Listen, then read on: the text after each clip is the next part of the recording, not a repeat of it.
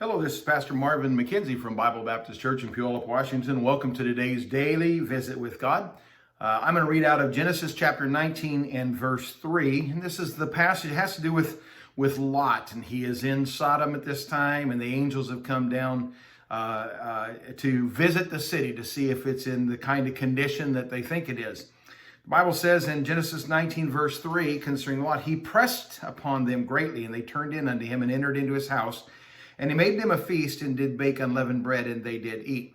So that Lot was a spiritual mess. There just can't be any argument about it. His digression cost the lives of his married daughters and of his wife. He had moved away from Abraham by not submitting his herds and herdsmen to him. He had moved himself from the tent in the plains to a house in the city. He had occupied himself in the affairs of the city rather than the growth of spiritual things in his family. He's a mess. There's no question about it. But he makes a move right here that saved his life and that of his unmarried daughters. He not only invites, but insists on hosting the angels who had come into the city.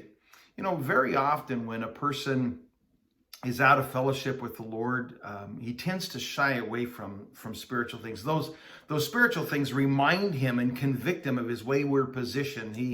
He always does this when he resists the spiritual. He always does this to his hurt.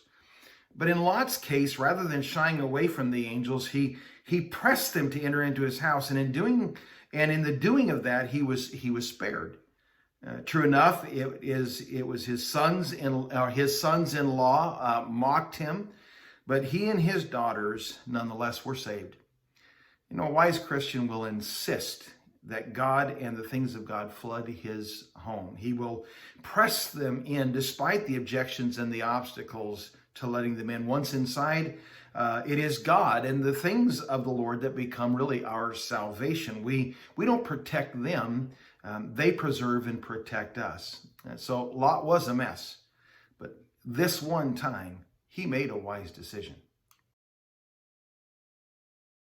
Hey, I want to ask you, if you enjoy these daily visits with God in video form like this, would you do me the kindness, number one, of subscribing to my feed on Rumble, and then number two, of sharing this so that other people can see it. If you'll just go to the Rumble site, click on the link that you're watching this video, it'll take you to Rumble. You'll need to probably make your own account there, but then you can subscribe and you'll get these videos as they come out delivered to you personally.